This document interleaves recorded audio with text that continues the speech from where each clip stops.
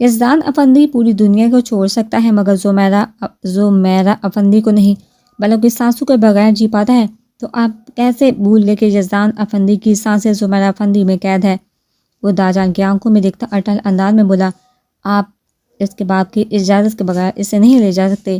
داجان نے شاویز کا ذکر کرتے ہوئے کہا جو اس وقت یہاں موجود نہیں تھے، میرو پر میرا حق سب سے زیادہ ہے، وہ میرے نام پر عزت سے لکھ دی گئی ہے۔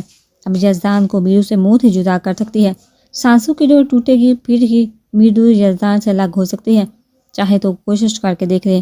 اس کا ہاتھ تھامتا دباتا عبور کر گیا۔ میرو نے اس کا انداز حیرانی پریشانی سے دیکھا تھا۔ یزدان، میں ایسے نہیں جاؤں گی آپ کے ساتھ، میرا ہاتھ چھوڑیے، ہم لوگ بیٹھ کر بھی تو بات کر سکتے ہیں، اسے قائل کرنے والے انداز میں بولی۔ وہ مسلسل مزاحمت کرتی اپنا ہاتھ اس کی گرفت سے چھڑوانا چاہ رہی تھی۔ ٹھیک ہے جاؤ، یقین مانو اگر آج تم واپس کی تو سامانہ یزدان مر گیا، اور یقین مانو یہ میں صرف کہہ نہیں رہا، یہ واقعی ہی بھی میری زندگی کا آخری دن ہوگا۔ اس کا ہاتھ اپنے گرفت سے آزاد کروا چکا تھا۔ میرو نے خوفزدہ نظروں سے اس کے دیکھا جس کے چہرے پر ہر درجہ سنجیدگی تھی۔ یزدان، اس نے تڑپ کر اس کا نام پکارا تھا۔ یزدان اس کے انداز پر بالکل نرم نہ پڑا۔ اسے یقین تھا اگر آج وہ نرم پڑ گیا تو ضرور اسے کھو دے گا۔ چاہو تو میرا ہاتھ تھام لو، چاہے تو ٹھکرا کر چلی جاؤ۔ وہ اپنا ہاتھ اس کی طرف بڑھاتا ہوا بولا۔ میرو نے بے بسی نظر سے اس کی طرف دیکھا تھا مگر وہ ویسے ہی ہاتھ پھیلائے کھڑا تھا۔ میرو نے آنکھیں بند کر کے کھولی اور اس کا ہاتھ تھام لیا۔ یزدان روح تک سرشار ہوا تھا، جیسے ہبت الکلیم کی دولت مل گئی ہو۔ اس کا ہاتھ تھامتا پورش کی جانب ڈرائیور سے کار کی چابی لیتا دروازہ کھولتا اس میں اسے بٹھا چکا تھا۔ دوسری طرف آتا خود وہ ڈرائیونگ سیٹ سنبھال چکا تھا۔ پھر اس کی گاڑی وہاں سے نکلتی ہواؤں سے باتیں کرنے لگی۔ اجلت بڑے انداز میں ادھر ادھر گھومتا اپنی تیاری کے ساتھ ساتھ فون کی دوسری طرف موجود شخص کی بات بھی سن رہا تھا، جس سے مجھے پکی خبر ملی ہے آج ہی ان کے اڈے پر ہتھیاروں کی بہت بڑی ڈیلنگ ہونے والی ہے، جس میں کالی کے ساتھ ساتھ اس کا باز بھی شامل ہوگا۔ میرے خیال سے یہ اچھا موقع ہے ان سب کو صفحاتی سے مٹانے کا۔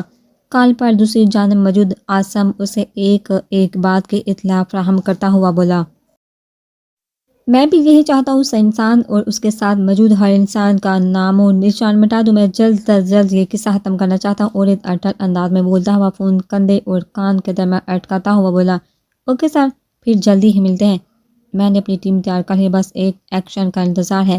عاصم پرجوش سے انداز میں بولا اور ایک دو باتیں کرتا کال بند کرتا جھک کر شوز پہننے لگا۔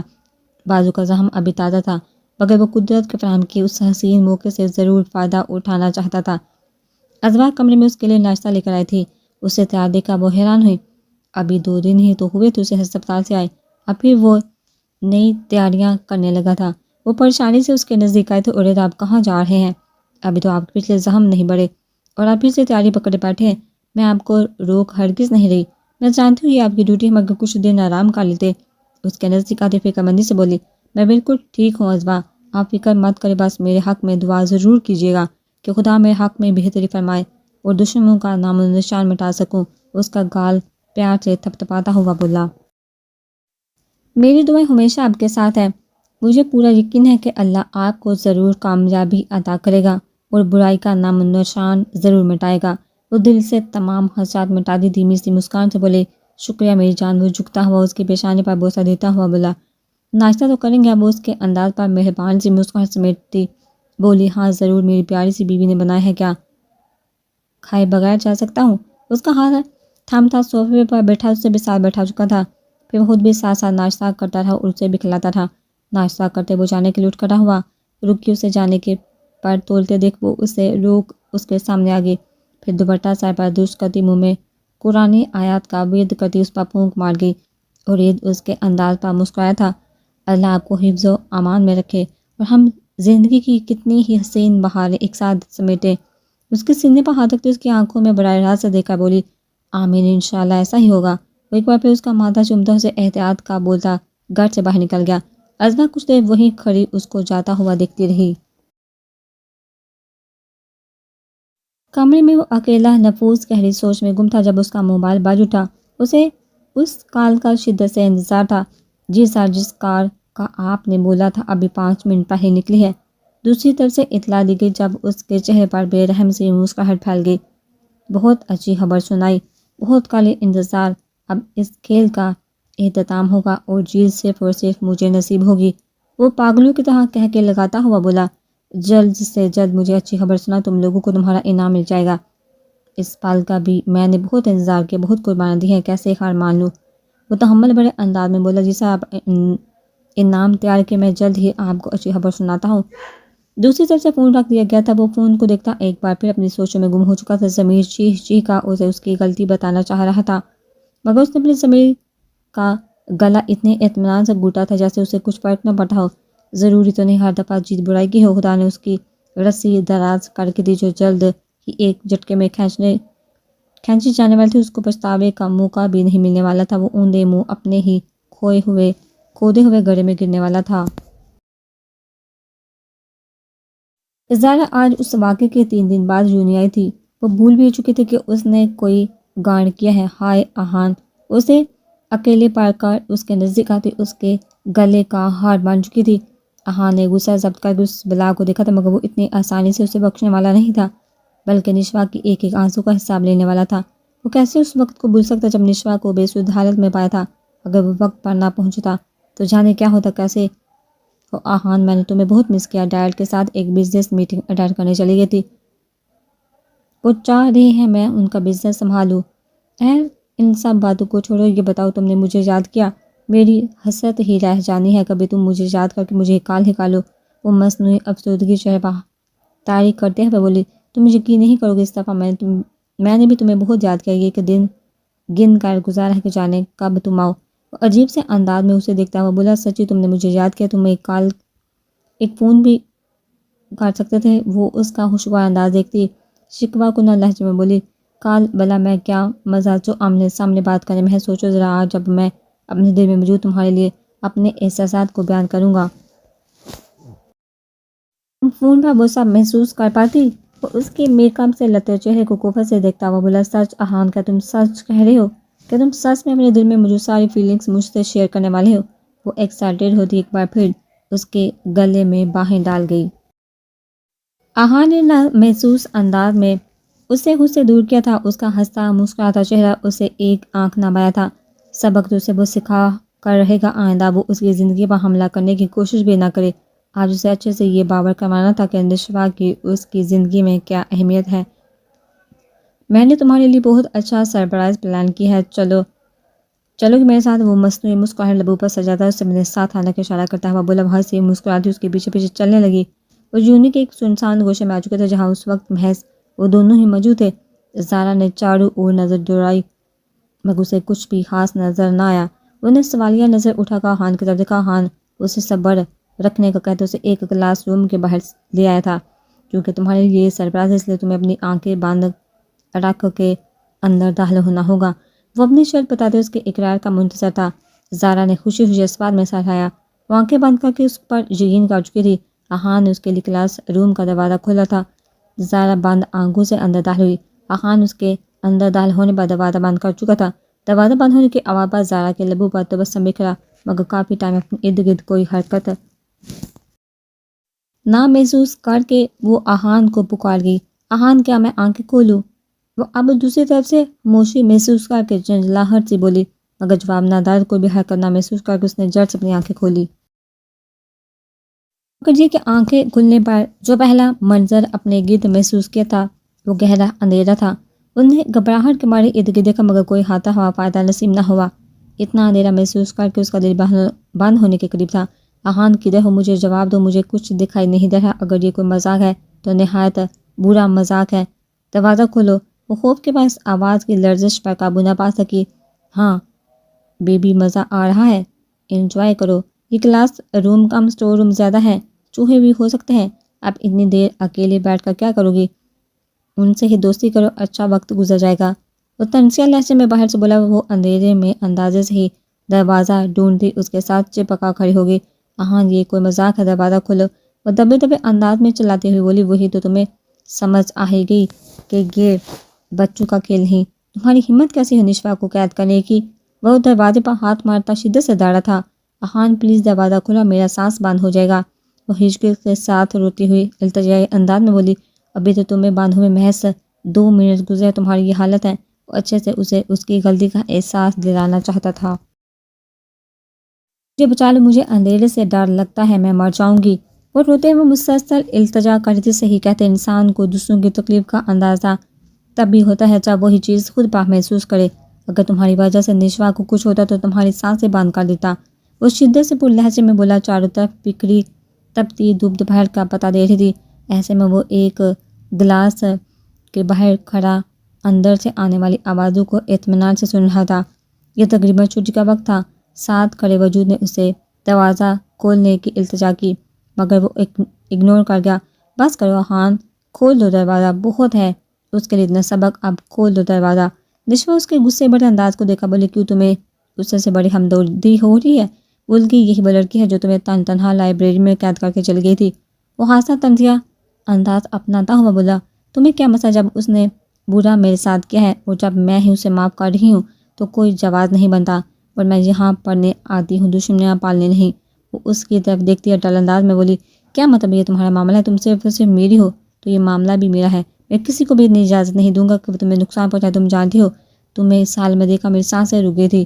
وہ اس کا ہاتھ تھامتا اسے روبرو کرتا بے باکی سے بولا. اس کے اتنے کھلے انداز پر نشوا سٹپٹا کر رہ کہ وہ اس کی محبت کے اظہار کے معاملے میں حد سے زیادہ بے باک تھا. ابھی تو وہ گھر والوں کے سامنے اس کا انداز نہیں بولی تھی. نشوا نے اسے اگنور کرتے ہوئے کلاس کا دروازہ کھولا جہاں ظاہرہ خراب ہوتی حالت کے ساتھ کھڑی تھی. رونے کے باعث کاجل پھیل چکا تھا. وہ عجیب و غریب مخلوق لگ رہی تھی. اسے دیکھ آہان نے اپنی مسکراہٹ دبائی تھی. نشوا نے اسے گھر کر دیکھا. ظاہرہ دروازہ کھلتے ہوئے اس کی طرف آئی. شدید غصے کی حالت میں اس نے نشوا کے چہرے پر تھپڑ مارنا چاہا جسے وہ بر وقت تھام گئی. یہ غلطی مت کرنا، ہاتھ توڑ کر دوسرے ہاتھ میں پکڑا دوں گی. اگر آج تم صحیح سلامت کھڑے تو محض میری بدولت، ورنہ مجھے منٹ نہیں لگے گا تمہیں جیل میں پہنچانے میں. کوئی چھوٹی سی بات نہیں ہے. تم نے مجھے مارنے کی کوشش کی ہے. اگر میں تھوڑی دیر اور اس جگہ پر قید رہتی تو ضرور مر جاتی. اس کا ہاتھ جھٹک کر چلاتے ہوئے بولی. میں نے تمہیں کوئی مارنے کی کوشش نہیں کی. وہ تو محض ایک چھوٹا سا مذاق تھا. ذرا اس کی باتوں پر گھبرائی تھی مگر وہ محض 2 سیکنڈ میں ہی اپنی حالت پر قابو پا گئی. اچھا تمہارے لیے دوسروں کی زندگی مذاق ہو سکتی ہے، میرے لیے نہیں. شکر مناؤ میرے بھائی یہاں نہیں، انہیں تمہاری حرکت کا پتہ چلا نہیں تو یقین مانو وہ تمہاری سانسیں تک تنگ کر دیتے. نشوا اسے وارن کرنے والے انداز میں بولی. مجھے دھمکا نہیں سکتی. زارا ڈٹائی سے اپنی اونچی آواز کر کے بولی. وہ اپنی بلند آواز کے پیچھے اپنی حرکت چھپانا چاہتی تھی. تم میری دھمکی کو مذاق مت سمجھو. صحیح کہتے ہیں لاتو کے بت باتوں سے نہیں مانتے. تمہاری اطلاع کے لیے بتا دوں میرے بھائی پولیس میں ہے. تمہیں ایسے غائب کریں گے کسی کو کان خبر نہیں ہوگی. اس کی ڈٹائی بڑے انداز میں نشوا کو تاؤ آیا تھا. یعنی حد تھی. وہ لڑکی میری غلطی ماننے کے لیے تیار ہی نہ تھی. میں تمہیں کہا تھا نا یہ لڑکی ہمدردی کے قابل نہیں. تمہیں اس سے ہمدردی ہو رہی تھی. میری مانو فوراً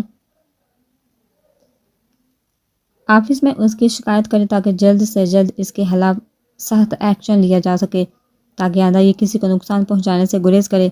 آہان اپنی شیرنی کا روپ ملاحظہ کرتا مگر اس لڑکی کی ایک ہی رٹ پر خاموش نہ رہ سکا. مجھے لگتا اب یہی کرنا پڑے گا. وہ آہان کے بات پر اتفاق کرتے ہوئے بولی. میں چھوڑوں گی نہیں تم دونوں کو. وہ غصے سے تان پان کرتے وہاں سے نکلتی چلی گئی. آہان نے ساتھ جھٹک اسے جاتے دیکھا. اس کے جاتے ہوئے نشوا کی طرف متوجہ ہوا. مجھے لگتا ہے میری اتنی اچھی کارکردگی پر کچھ تو انعام بنتا ہے نہ. کیا کہتی ہو؟ شرارتی انداز میں اس کا ہاتھ تھامتا ہوا بولا. جی نہیں. وہ اس کے ہاتھ پر تھپڑ مارتی ہوئی آگے کی جانب قدم بڑھا گئی.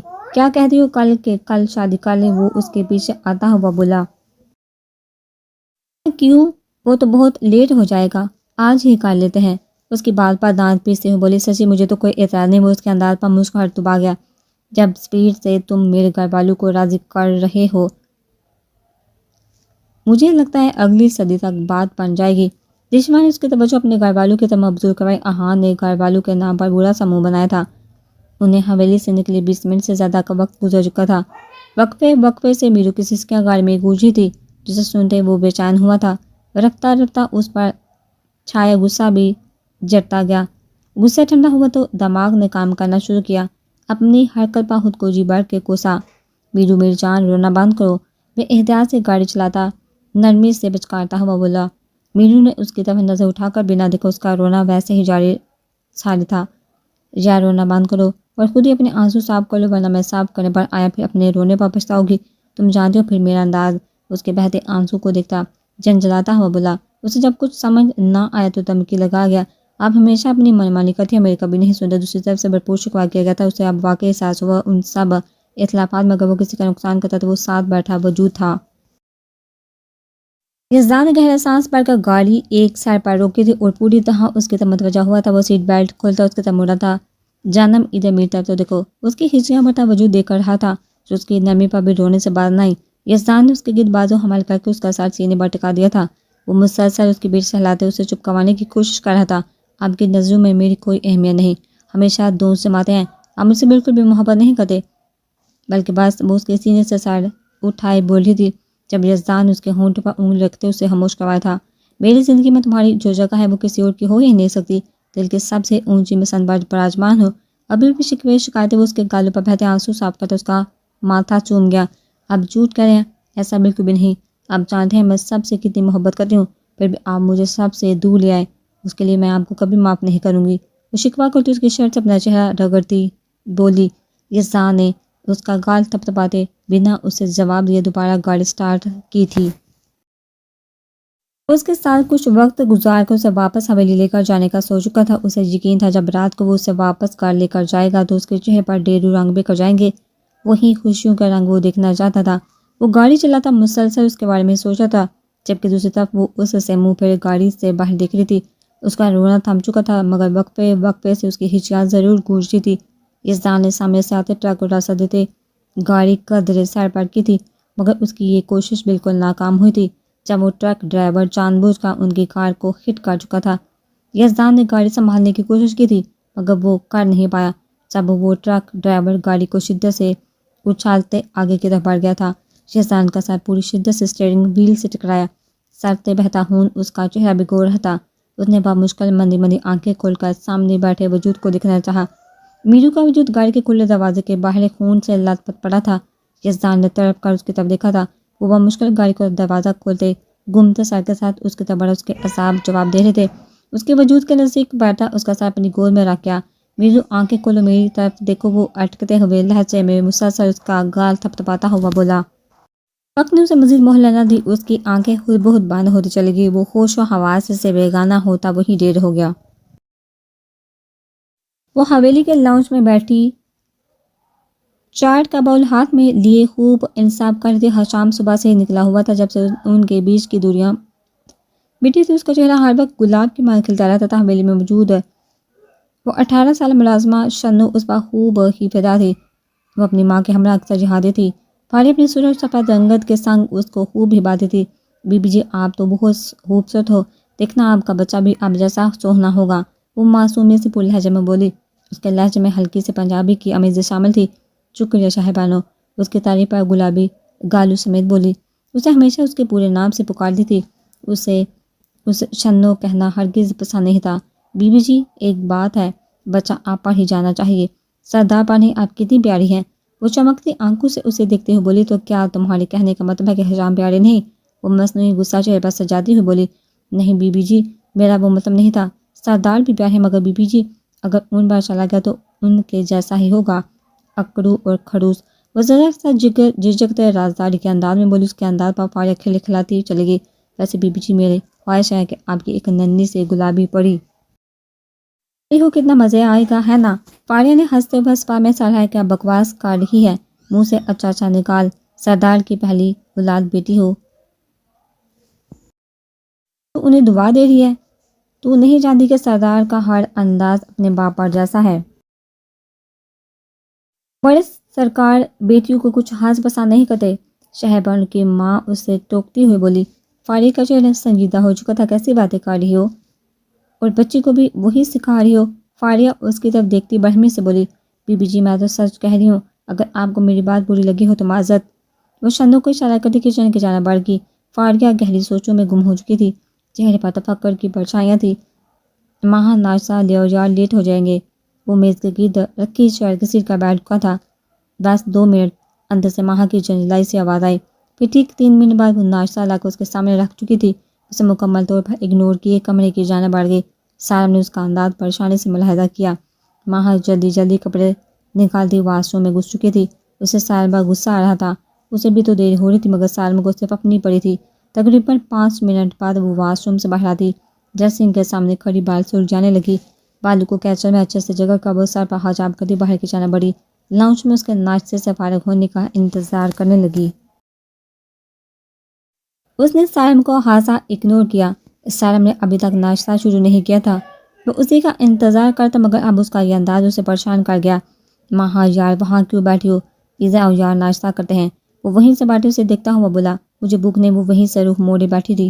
سارم گہری سانس بھرتا ناشتے کے پلیٹ اٹھایا تھا اس کے نزدیک صوفے پر بیٹھ گیا. پلیٹ سامنے موجود چھوٹے سے میز پر رکھ چکا تھا. ماں یار کیا ہوا؟ کیوں ناراض ہو رہی ہو؟ اس کا رخ اپنی طرف موڑتا ہوا بولا. ماں نے نظریں اس کے اوپر نہیں اٹھائی تھی. ایک بے آنسو بہایا تو اچھا نہیں ہوگا. ماں لاشاری اسے رونے کی تیاری پکڑتے دیکھا بولا. ماں سے ہی کہتی ہے. ماما سے ہی کہتی کہ مرد بہت جلد بدل جاتا ہے مگر مجھے امید نہیں تھی کہ آپ اتنی جلدی بدل جائیں گے. اس کی آنکھوں میں دیکھتی ہوئی بولی. سارم نے حیرانگی سے اس کی طرف دیکھا. ایک منٹ ذرا یہ بتانا پسند کریں گی کہ میں کب بدلا؟ وہ جتنا سوچتا اتنا حیران ہو رہا تھا. آج ہی.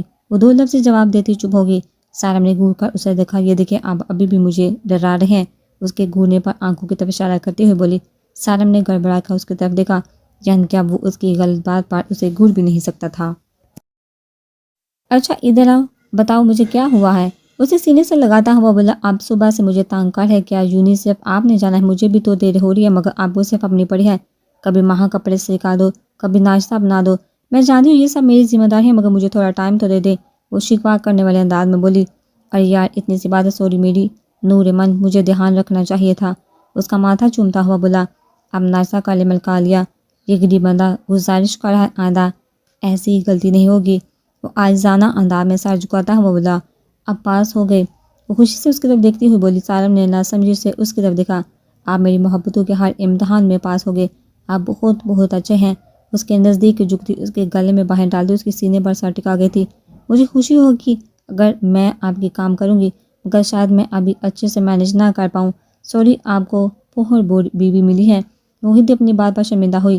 سر جھکا گئی. کوئی بات نہیں, میں بہت کھلے دل کا مالک ہوں, گزارا کر لوں گا. وہ شرارتی انداز میں اس کی ناک کھینتا ہوا بولا. اس کے انداز پر چمکا رہ گئی. ہم لوگ پریشانی سے لاؤنج میں موجود تھے. یزدان کی حرکت کسی کو بھی ایک آنکھ نہ بائی تھی. سب اپنی اپنی جگہ پہ کمن تھے. جب شہیر صاحب کا فون رنگ ہوا انہوں نے بغیر دیکھے کال اٹھائی مگر دوسری جانب سے روح فرسا خبر وصول ہے جسے سنتے وہ کچھ کہنے کے قابل نہ رہے. کال کاٹ چکے تھے مگر وہ اپنی جگہ پتھرائی آنکھوں سے ایک ہی نقطے کو دیکھتے رہ گئے. شہر کس کا فون تھا؟ انہیں حیران و پریشان ایک جگہ جمع دے کر بولے. بابا جان میرو اور یزدان کی کار کا ایکسیڈنٹ ہو گیا. وہ اسپتال میں ہے. شہیر صاحب نے بامشکل یہ خبر سب کو سنائی. میر بچی میری گڑیا بھائی صاحب, میرو ٹھیک تو ہے نا؟ مانور میرو کے بارے میں سوچتے ان کے نزدیک آتے ہوئے بولی. مانور صبر کو, ابھی ہم چلتے ہیں پھر ہی کچھ اطلاع ملے گی. داجان اپنی کیفیت پر قابو پاتے ہوئے بولے. افراتفری میں بھاگتے ہوئے سب ہسپتال پہنچے. شاویز کو بھی اس معاملے سے آگاہ کر دیا گیا تھا. اس اچانک ہونے والے حادثے پر سب حیران و پریشان رہ گئے تھے. سر سے اٹھتی ٹیسو کو اگنور کر کے بامشکل آنکھیں کھولی تھی. آہستہ آہستہ آنکھیں کھولنے اس نے ارد گرد سے مانوس ہونا چاہا. خود کو اسپتال کے کمرے میں پا کر وہ جھٹکے سے اٹھ بیٹھا مگر پھر جسم سے اٹھتی تکلیف نے اسے دوبارہ لیٹنے پر مجبور کر دیا. آہستہ آہستہ حواس ٹھکانے آئے تو یکدم میرو کی ٹینشن اس پر حملہ آور ہوئی. میرو کا خون سے لت پت وجود آنکھوں کے سامنے گھما تو وہ اپنی تکلیف بلائے اٹھ بیٹھا. بیڈ سے نیچے قدم اتارتے دروازے کی جانب بڑھ گیا. کمرے کے اندر آتے نرس نے اسے یوں باہر آتے دیکھا روکا. کیا کریں آپ کو ابھی آرام کی ضرورت ہے. نرس اسے واپس اندر بھیجنے کی پر تولتے ہوئے بولی. میری وائف کہاں ہے؟ وہ ٹھیک تو ہے؟ وائف ٹھیک تو ہے. وہ بے چینی سے باہر کی طرف دیکھا بولا. دیکھیے آپ ابھی سب باتوں کو اگنور کر کے اپنی صحت پر توجہ دیں. وہ رسانی سے اسے سمجھاتے ہوئے بولی. کیا بکواس کر میری بیوی جانے کی حالت میں اور آپ مجھے آرام کا مشورہ دے رہی ہیں. وہ غصے کی کیفیت میں دبا دبا چلایا تھا. آپ کی بیوی ICU میں ہے. ابھی ڈاکٹر انہیں چیک کر رہے ہیں. اس کے انداز پر وہ تحمل سے اسے سب بتاتی ہوئی بولی. زانو سے وہیں چھوڑتا ICU میں بھاگا تھا. ICU کے دروازے پر کھڑے ہو کر اس نے اندر جھانکا تھا جہاں دروازے کے پاس اس کی زندگی مشینوں سے جگڑی لیٹی تھی. اس کی آنکھیں خود بہت بھیگنے لگی. وہ کتنی تکلیف میں تھی یہ بات ہی اسے انگاروں پر گھسیٹتی تھی. وہ شدید تکلیف کے باعث وہیں بیٹھتا چلا گیا. وہ شام کے 6 بجے سارے کام نپٹاتا واپس حویلی آیا تھا. سب کو سلام کرتے وہ کچھ دیر آرام کی غرض سے کمرے میں آ گیا تھا. ابھی وہ فریش تھا. واش روم سے نکلا تھا جب فارغ اندر اس کے ہاتھ میں پانی کا گلاس تھا. وہ جانے کی سوچوں میں گم تھی۔ اس سے پہلے وہ سامنے رکھے ٹیبل سے ٹکراتی کہ حشام نے بر وقت اسے تھاما تھا۔ فاریہ دہان کہاں ہے تمہارا؟ ابھی چوٹ لگ جاتی۔ اسے تھام کر روبرو کرتا ہوا بولا۔ فاریہ نے سر اٹھا کر اس کی طرف دیکھا، پھر جانے دل میں کیا سمائے سارے اس کے سینے پر ٹکا گئی۔ حشام نے اس کے گرد بازو حمال کے وہ اسے کچھ الجھی سی لگی۔ کیا ہوا ہے فاریہ؟ کسی نے کچھ کہا ہے؟ مجھے نہیں بتاؤ گی کیا پریشانی ہے؟ اسے روبرو کرتا اس کا چہرہ ہاتھوں کے پیال میں قید کرتا ہوا بولا۔ کچھ نہیں، بس ایسے ہی۔ خود کو کمپوز کرتی پیچھے ہٹی۔ کچھ تو بات ہے، وہ الگ بات ہے تم بتانا نہیں چاہتی۔ اس کی آنکھوں میں دکھتا اٹل انداز میں بولا۔ حشام آپ کو بیٹا چاہیے یا بیٹی؟ اس کی آنکھوں میں دکھتی ہوئی بولی۔ کہیں نہ کہیں یہ ڈر بھی تھا تو کہہ ہی نہ دے کہ ہاں مجھے بیٹا چاہیے۔ حشام جیسے اس کی آنکھوں میں موجود سارے خدشے پا چکا تھا، اس کی آنکھوں پر جھکتے جیسے اس نے سارے خدشے چنے تھے۔ مجھے ایک پری چاہیے، بالکل فاریہ کی طرح گلابی سے وہ اس کے گال پر ہونٹ ٹکاتا اپنی گرفت میں قید کر گیا۔ سچ آپ کو بالکل فرق نہیں پڑے گا اگر آپ کی پہلی اولاد بیٹی ہوگی تو؟ فاریہ اس کے منہ سے جانے کیا سننے کی تمنا تھی۔ بالکل بھی نہیں پڑے گا، بلکہ خوشی ہوگی کہ خدا نے میری غلطیوں کو معاف کر کے مجھے پری عطا کر دی۔ وہ دھیمی سی آواز میں بولتا فاریہ کو ہلکا پھلکا کر کے فاریہ نے تشکر امیز انداز میں اس کی طرف دیکھا۔ یار ایسی فضول سی بکواسیاں تمہارے ذہن میں کون ڈال رہا ہے؟ اس دفعہ وہ تھوڑا برہم ہوا۔ کوئی بھی نہیں، بس ایسے ہی میرے ذہن میں آیا تو بول دیا۔ وہ سٹپٹاتی ہوئی بولی۔ اچھے سے جانتا ہوں یہ گھر کے ملازم تمہیں الٹی پلٹی پڑھا رہے ہیں۔ اس کی بات چھپانے پر اسے گڑ کر رہ گیا۔ فاریہ میری جان مجھے کوئی فرق نہیں پڑتا، اگر ہماری پہلی اولاد بیٹا ہو یا بیٹی، دونوں ہی مجھے جان سے عزیز ہوں گے۔ ان فضول سی سوچوں کو خود پر حاوی کر کے پریشان نہ ہوا کرو، سمجھی؟ اس کا ماتھا ہونٹوں سے چھوتا ہوا بولا۔ شکریہ مجھے سمجھنے کے لیے۔ وہ دوبارہ اس کے نزدیک آتی اس کے سینے پر سر ٹکا گئی۔ حشام نے گرفت مضبوط کر کے اسے خود میں بیچ دیا۔ ہسپتال کے کوریڈور میں موت کا سناٹا تھا، ایسے میں وہ اپنی سرخ آنکھیں اس بند دروازے پر ٹکا جانے کی سوچوں میں گم تھا۔ گھر کے کسی فرد نے اس کی طرف دیکھنا بھی گوارا نہ کیا تھا۔ اس کا بس نہیں چڑھ رہا تھا اندر جا کر اس کی ساری تکلیفیں خود پہ لے لیتا۔ اس نے اپنے ہاتھوں کی طرف دیکھا۔ اس وقت کچھ دیر پہلے اس کی متاع جان کا خون لگا ہوا تھا۔ اسے ابھی ایسا محسوس ہوا جیسے ابھی بھی اس کے ہاتھ خون سے رنگے ہو۔ وہ اپنی سوچوں میں اس قدر مگن تھا کہ اسے ارد گرد کا بالکل بھی ہوش نہ تھا۔ اس کے کان میں اس کی کھلکھلاتی ہوئی آوازیں گونجی تھی، پھر یکدم اس کی آنکھوں کے سامنے اس کا روتا ہوا چہرہ لہرایا اور ساتھ ہی اس کی درد میں ڈوبی آواز اس کے کان میں گونجی۔ میں آپ کو کبھی معاف نہیں کروں گی، آپ نے میری محبت میں شراکت کی ہے، مجھے بغیر میرا قصور بتائے اتنی تکلیف دی ہے۔ آپ ایک دفعہ مجھے میری غلطی تو بتاتے۔ اب خود میرے قریب آئے، خود اپنی یادیں ڈالی اور اب اس مقام پر آ کر مجھے تنہا کر دیا، جہاں میری واپسی کا کوئی دروازہ ہی نہیں، اور یہ دروازے آپ نے ہی تو میرے لیے بند کیے ہیں۔ مجھے یقین دلا کر کے ہر مقام پر میرا ساتھ دیں گے، پر آپ اپنے ایک بھی وعدے پر پورا نہیں اترے۔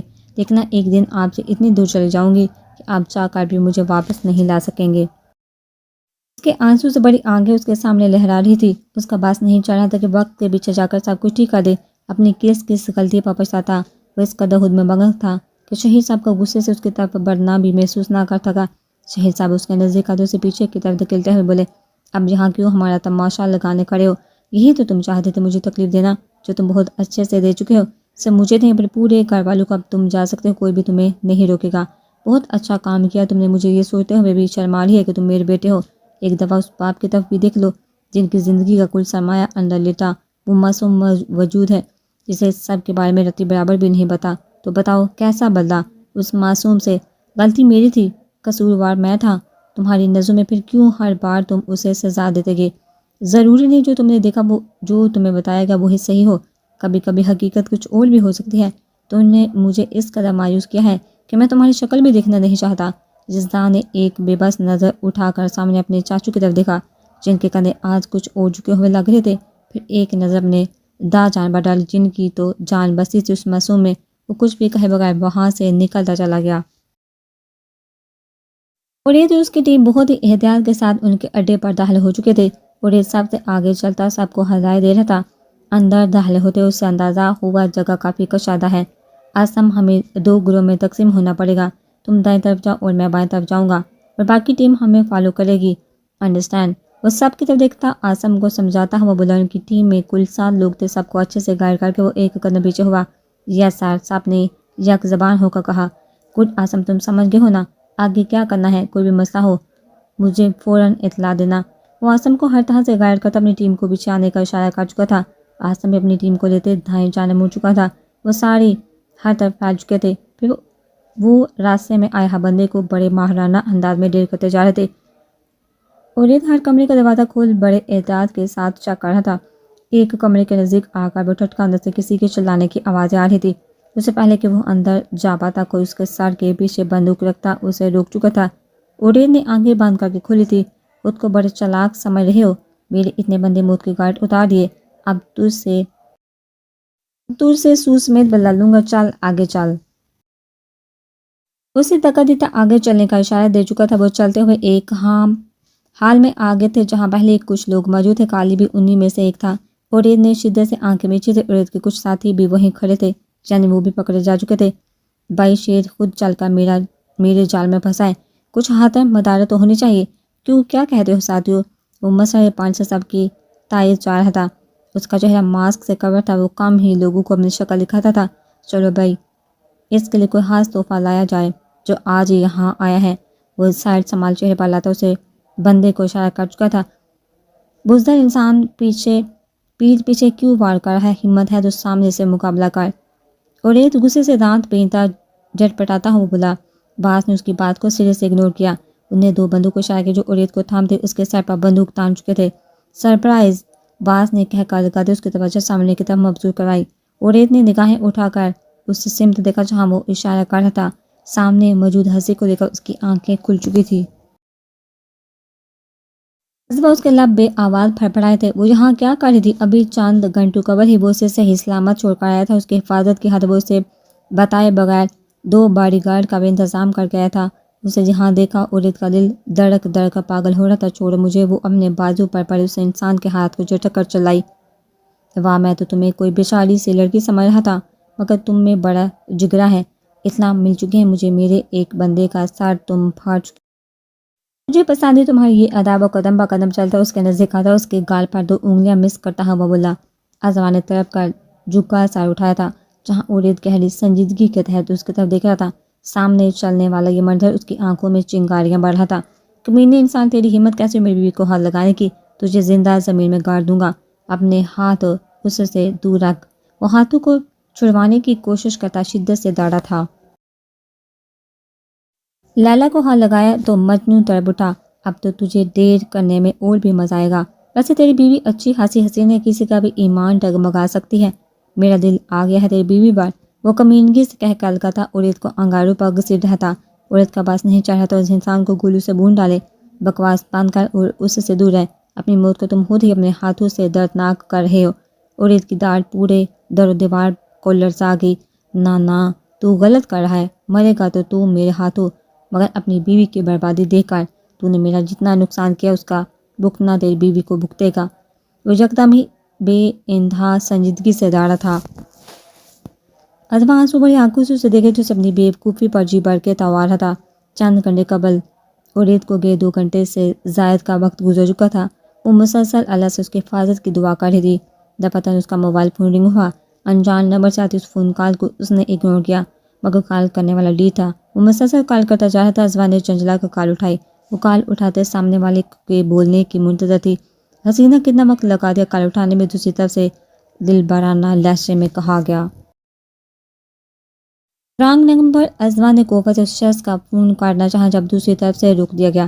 بالکل رائٹ نمبر لگا ہے، اگر اپنے اس پولیس والے شوہر کی ذرا بھی فکر ہے تو کال مت کاٹنا۔ یہاں تم کال کاٹو گے وہاں اس کا پتہ زندگی سے کٹ جائے گا۔ وہ اپنے مکر و عزائم سے اسے ڈراتا ہوا بولا۔ کیا بکواس کر رہی ہو؟ کہاں ہے اورید؟ وہ ہذیانی سے ہوتی ہوئی چلائی۔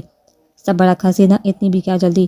دراصل تیرا شوہر میرے قبضے میں، اگر تو اس کی سلامتی چاہتی ہے تو چپ چاپ گھر کے باہر کھڑے بلیک کار میں بیٹھ کر میرے پتے پر پہنچا۔ سارے سوال کا جواب مل جائے گا۔ اس کی حالت کا ہاتھ اٹھاتے ہیں بولا۔ میں کیوں تم پر یقین کروں؟ مجھے تم پر رتے برابر بھی بھروسہ نہیں۔ وہ اٹل انداز میں بولتی، سامنے والے کو 2 پل کے لیے لاجواب کر گئی۔ تمہیں یقین نہیں کرنا تو نہ کر، مگر اتنا تو تم جانتی ہوگی کہ آج وہ مجھ پر حملہ کرنے میری جگہ پر پہنچا ہے۔ ٹھیک ہے، تم یقین نہ کرو، مگر جلد ہی تمہارے شوہر کی لاش تم تک پہنچ جائے گی۔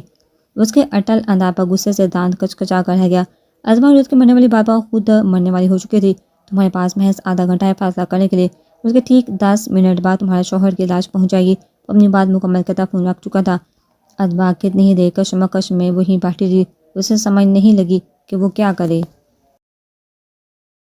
نے ارید کا نمبر ڈال کیا جو بند آ رہا تھا. اس کی پریشانی میں رفتہ رفتہ اضافہ ہوتا چلا گیا. وہ جو فیصلہ کرنا مشکل تھا وہ منٹوں میں کرتی گھر سے باہر نکلی. گھر سے کچھ دور کالے رنگ کی گاڑی کھڑی تھی. وہ گاڑی کی جانب قدم بڑھا کی. ارید کے حال کیے ہوئے گارڈ فوراً الرٹ ہوئے. وہ ازبا کو ایک انجان گاڑی کی طرف بڑھتا دیکھ کر راستے میں حال ہوئے. میم کہاں جا رہی ہیں؟ ارید سرکار ڈر ہے کہ آپ کو کہیں جانے نہ دیا جائے. دونوں گارڈ نظر چکائے کھڑے تھے. ان میں سے ایک اسے مخاطب کرتا ہوا بولا. ان کے منہ سے ارید کا نام سن کر کچھ سمجھ چکی تھی. ضرور ارید نے ان کی حفاظت کے لیے ان کو حال کیا تھا. ارید کی جان خطرے میں ہے، مجھے جانے دو. وہ التجائی انداز میں انہیں دیکھا بولے. میم آپ کو کیسے خبر کہ سر کی جان خطرے میں ہے؟ ان کا ماتھا ٹٹکا تھا. مجھے ابھی فون کال آئی تھی، اگر میں نہیں کی تو وہ ارید کو مار دیں گے.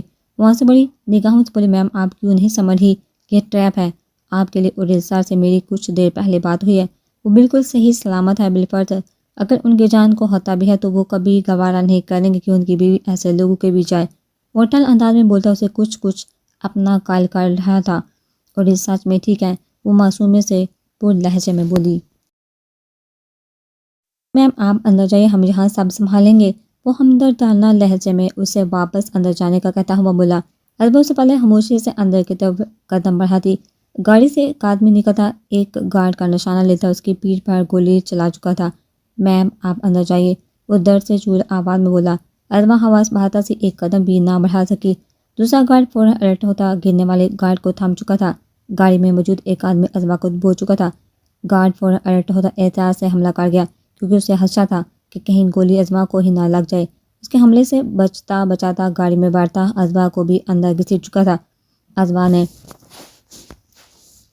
ازبا نے ہاتھ پاؤں چلاتے اس کی گرفت سے آزاد ہونے کی کوشش کی مگر بے سود. وہ جٹ پٹاتے رہے مگر وہ بنا گاڑی روکے اسے وہاں لے کے جا چکے تھے. گارڈ نے پہلے پریشانی سے اپنے ساتھی گارڈ کو دیکھا.